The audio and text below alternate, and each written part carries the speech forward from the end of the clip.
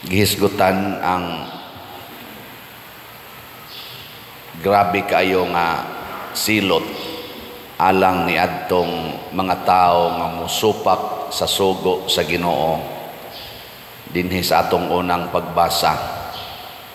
Matud pa kamo nga nagsupak nako, moabot yung panahon nga sa tuig pangsulti dire.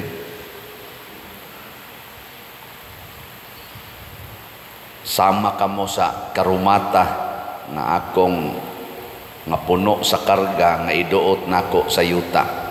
Bisan kadtong kusog mudagan dili makaikyas, mawad-ag kusog ang mga kusgan nga mga sundalo. Aw ang mga sundalo dili makaluwas sa ilang kaugalingon.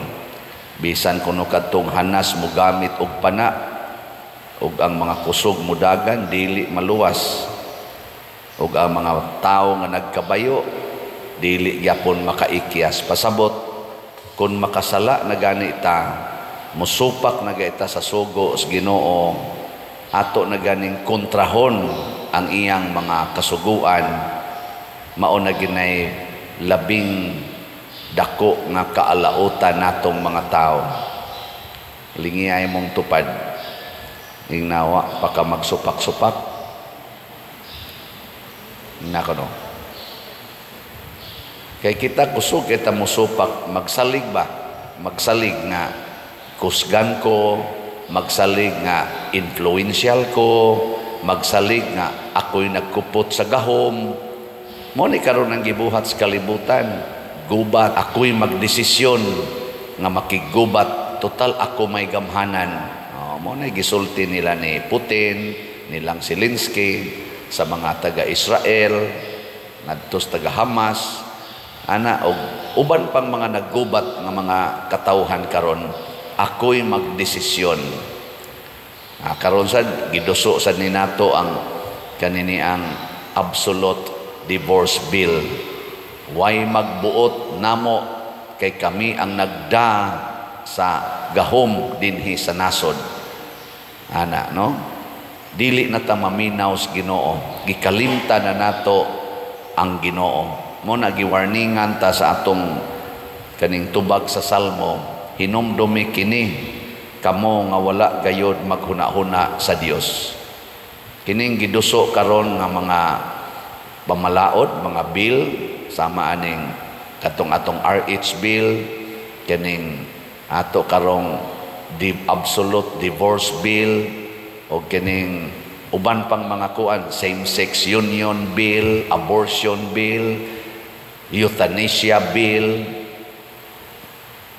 Sa panang uban kanang balhin-balhinon ang gender, ana ambot og ang atong mga magbabalaod naghuna-huna ba kaha sa Dios.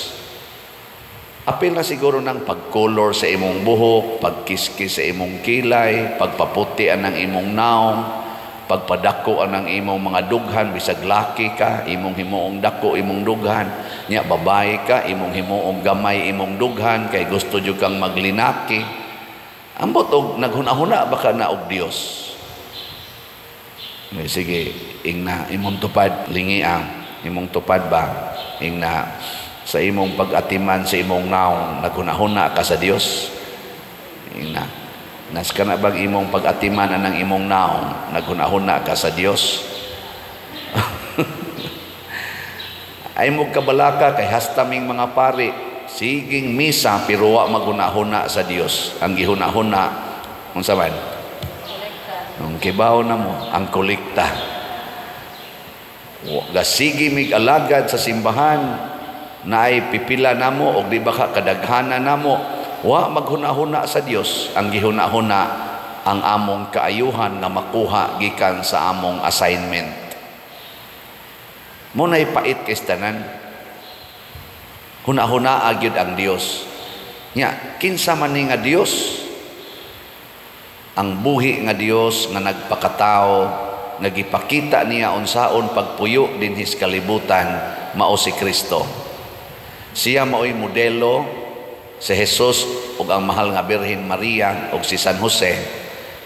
Nya gisunda ni ron sa mga santos nga misunod nila sama ni San Vicente Ferrer, sila mao'y mga modelo unsaon paghuna-huna sa Dios. Gani ang ato ganing patron dinhi si San Vicente Ferrer, ako jud ang gibutang dias babaw. Unsa ganito na iyang prinsipyo?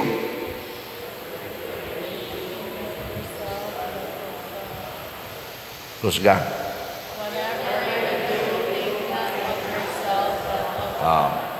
Whatever you do, think not of yourself, but of God. Haom kaayo ang kinabuhi o ang prinsipyo ni San Vicente Ferrer. Kay mausan na iyang paagis pagsunod ni Jesus. Kay si Jesus nag-ingon sad, wala ko'y gibuhat o gisulti bisan unsa nga dili gikan sa akong amahan. Nya gusto sad ni Jesus nga ang tanan nga nagsunod niya mupuyo sa kinabuhi nga iyang gipuy-an. Di adiri magtutudlo sa balaod, niingon siya kay porti namang sikatan ni Jesus ato. Niingon dayon ang magtutudlo sa balaod, Lord, mukuyog ko nimo bisan asa ka padung. Si Jesus mitubag niya, iyan ang gisultihan, unsay matang sa kinabuhi nga iyang gipuy-an. Ang mga milo may mga taguanan ug ang mga langgam may mga salag, apan ang anak sa tao walay dapit nga kapahulayan. Unsa may pasabutan ni Jesus, mukuyog ka nako, lingay mong tupad. Ning namukuyog ka ni Jesus, kuyog. Oy, may usa nato nga mobalibad, uy, kuyog ko ni Jesus. Unsa may gisulting Jesus? May pang mga milo kay naa sila'y lungag, ang mga langgam na ay sag, pero siya'y balay nga kapahulayan. Ganahan mo mukuyog anang klasihas tao nga way balay nga kapahulayan, bisag asa lang makakatob. Ganahan mo? Oy. Nya may ka, di sa madapader, di na kita makuyog ni Jesus ani. Unsa may gitudlo sa yawa, pangangkon yun, pangangkon. Kinahanglan yun, i-secure yun na nimong imong stability. Stable ang imong balay, stable ang imong yuta, stable ang imong savings, stable ang imong health. Kana yun, stable yun. Pero sa kang Kristo, unstable. Why? Determined nga lugar nga siya mo pahuway. Kaninindot kayo ni siya nga pagtulunan. Kinsay gusto mo sunod ani, taas ang kamot. Unsa mo na inyong gustong sundon? Ang yawa. Mauna karon nga may lantang mo ingon, Lord, your will be done on earth as it is in heaven. Unsaon pagkatuman anang your will be done on earth as it is in heaven kung mag-angko na tag-usa ka lugar. Unsa may implication aning pag-ingon ni Jesus, wa siya'y balay or lugar nga kapahulayan. Unsa may pasabot ana, everywhere is His domain. Nga ang tibuok kalibutan maoy iyang puy-anan. Ang tibuok universo maoy iyang puy-anan. Nga ang tibuok creation, heaven and earth, maoy iyang puy-anan. Di siya mo determine og usa ka lugar. Tanawa karon nga nagsit na tag mga boundaries sa atong puloy-anan. Unsay resulta? Naggubat. Kusog naman kita mingon, private property. Amo ni dinhi, inyo na diha. Pag encroach diri sa South China Sea, gubat dayon. Away dayon. Di ba? So ang makawagtang di aning gubat o kagubot, ang kuno nato nga ang tibuok kalibutan maoy atong puy-anan. Unya kay daghan man kay ta dinhi sa kalibutan, mag-inambitay ta, maghigugmaay ta, mag-alagaray ta, gamito nato ang tanang bahandi o mga butang sa kalibutan para sa tanan, dili para sa ato lang kaugalingon or sa pipila. Mao na implication ni Kristo. Ayaw pangangkon bisan unsa aron makagamit ka sa tanan, makapaambit sa kasatanan. Ana, sige, laing lingi sa imong tupad, ing na pwede na ko adto karon mukaon sa inyo? Na pwede adto ko mukaon? I-welcome ba? Welcome ang tanan. Dili ta mag-isipay, dili ta mag-iyahay. Kita bisang gides balay wa man ninyo gitudlo nga kining tibok balay kitay tag-iya. Una ang resulta, butangan dayo kwarto. Ako ning kwarto ay mog sudirib. Bantay lagi mo na ako. Ana no? Yahay dayon. Ayaw magtinabangay. Tinuod na kay giangkon nga lugar pero wa magpasabot nga ikaw ra gyud mo gamit ana. Mo ni kaning atong simbahan. Ang simbahan para ni sa tibuok parokya. Mo bitang wa gitay gialaw nga mo parking dinhi kanang magpermanenting parking na may pipilang ani suwat gyud. Pader wa jud may parkingan. Pwede anha lang may mo parking diha overnight. Wa ko ni alaw. Ngano man sobra gud ni 20,000 ang atong parokyano pastilan og muhangyo ang tanan nga ari mo parking. Tungod kay para ni sa tanan, way usa nga moangkon dinhi nga siya'y mo gamit aning particular place para gid ni sa tanan. Mao nang ato ning gi-arrange dinhi. Doon natay mga pamaagi, pamalaod aron nga ang tanan makagamit. Nasa pipila mo ingon pader kanang mga lingkuranan, ubay-ubay man ginang lingkuranan diha. Pwedeng makagamit mis among para sa among minatay kay gihaya karon wa gilingkuranan. Ang palingkuran anang magsigig tungit siguro, magsigig madyong. Nako ayaw kay ug ang hunahuna sa tanan nga kada dunay patay gamito ning mga bangko simbahan, simba kog daghan kay mga matay. Mahurot ni gamit ngadto unsaon pag-uli dinhi nya inigamit na nato inig panahos misa wa na tay lingkuranan kay giigo-igo man ni nato sa ato dinhi gidaghanon sa manimba nga nang mosobra ba kanang mo excess diha ayaw lang ana pasagdi na lang ng mga kapitan diha kanang mga konsihal kay kusog man kay na sila mohatag anang mga pabor anang ilang mga constituents. May na kay particular barangay kini magong ato tibuok ning 5 ka barangay ang giatiman ani may mantong adto mo sa inyong kapitan kay di man yun magdungan og kahurot og kamatay nagdaghan di anang usa ka barangay. Di ba? Maatiman ra gina nila kay kana ramang barangaya.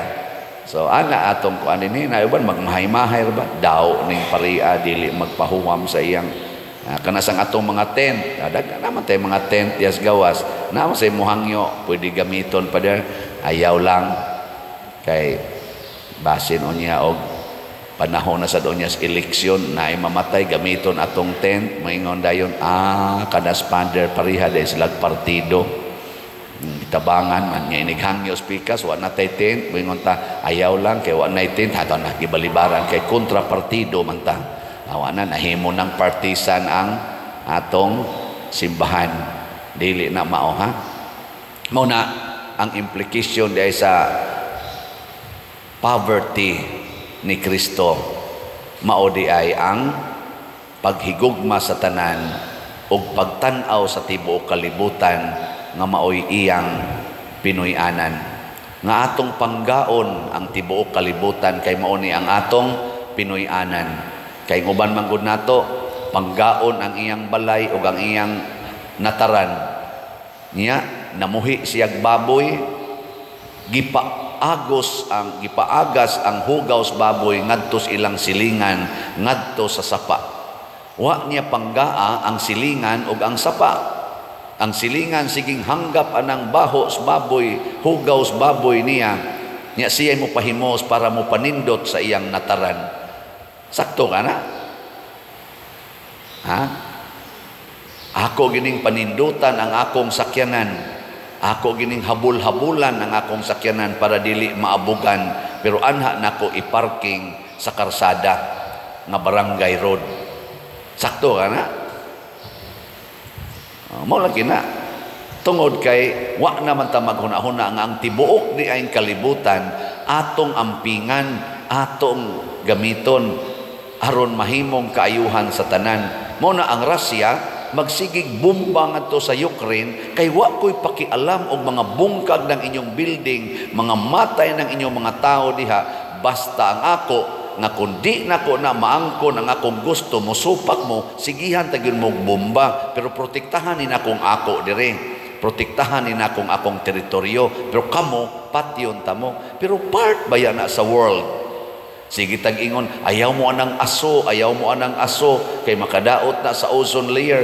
Pirti ng aso nga miulbo dito karon sa Russia at dito sa Ukraine tungod anang pagsigig binumbahay. Hain man napadong ang ilang mga aso karon, ang mga aso gikan aning binumbahay sa Israel dito atong Gaza. Hain man napadong karon ang mga aso. Kanang mga aso sa ilang paghimo ng ilang mga nuclear weapons o mga other armaments sa gubat, hain man napadong rong mga aso ana tuas atong ozone layer. Unya muguba sa ozone layer matud pas mga scientist, mupatay pagyud sa mga tao nga nias ubos. Grabe ang distraction sa mga taong hakog, sa mga taong nangangkon kanunay nga ako ni, ako ni, ako ni. Ang gusto ni Kristo, musunod ta niya, muingon siya, ampingan kuning tanan para sa tanan. Sige, last nga lingi sa imong tupad. Ning na sugod karon, ampingan tika. Don't worry, ampingan tika. Ana, ha? Sus, kanindot, ana. Kaysa muingon ka, sige, paksupak na piti yung kanako. Ampingan tika. Kana mo inindot, kana mga nangutang ninyo ina ampingan tika. Siya pwede di mo bayad, okay ra. Di ba? Imong asawa, imong ingnon, ampingan tika. Pwede ko mukuyog ni pare, okay lang. Okay lang. Anak, di ba? Lingo-lingo ra ba dayon? Imong asawa, katikista man niya, si pare, lay minister man, mangadto man sila sa chapel, nga ikaw, di man ka lay minister, ang magmukuyog ka. Sila kayo magkuyog. Ya, okay ra na nimo, isip ba na? Okay ra. Ana, pwede may mag-overnight ni Father? Okay ra. Nga naman, mag-BEC meeting man dito sa layo nga chapel. Ya, BEC organizer mang imong asawa. Ya, sila ra mas Father duha magkuyog. O, di ba? Okay ba na? Okay ra. Ayaw, way labot ang sala, ha? Way labot ang okasyon sa sala. Nagingnan kay diri kamong mga amahan, mga buangon kay mo, nakighilawas mo sa usara ka ulipon, anak og amahan, gitabangan ninyo ang inyong ulipon. Grabe kayo mo ka mangtas anang sala. Ang sala gi atong likayan. Muingon na gani ang usa ka tawo, buhaton tani niya, tan-aw nato sala, automatic dili okay. Ana no? Basta sala. Moingon na gani imong uyab, ikaw babae ka, moingon imong uyab, mangadto tas hagunuyan, dili pwede. Manimba ta, okay. Di ba? Mang snacks ta, okay. Mangluklok ta ng kwarto, dili pwede. Magpakasal ta, okay. Ikaw magkasal, mangluklok ta, bisag 24/7 pa. Ana. Di ba? Kaya di naman sala. Kunya kung ang imong bana, di nasan mo gakos nimo, kinasal mo, di na mo gakos, magsig-talikod, kablita, inaayaw, dihag talikod-talikod, kay nagpakasal ta para ani, gakos pa more. Ana, bahalag luod, gakos yun. Kay mauni ang hinungdan, nganong ni atagatipon ta ning kwarto. Ako ra nang hunahon, kay mo kasuway, ambot sayon ba na buhaton ninyo, ako kay baw, no? Kay baw, ana, bahala na mo diya. Basta dili lang sala, buhata, pero sala gani, di gid nato buhaton kay makadaot na dili lang nato kung dili sa tibuok yun nga katawhan ug sa tibuok kalibutan. In short, sundo nato ang tanang sugo sa Ginoo ug likayan nato ang tanang sugo sa tao nga ni kontra na sa Ginoo, sama ning ato karong gi-propose nga absolute divorce bill. Outright contradictory gina sa atong prinsipyo isip mga Katoliko, isip simbahan. mo na mubatok ta ana, pero ilagi ng idayon, we will suffer with them.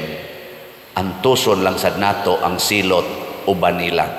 Sama ni Kristo, ni antos siya sa silot, kuyog nato silot sa sala, bisag wa siya kasala, aron mabuntog niya ang yawa. Maura sa na itong buhaton.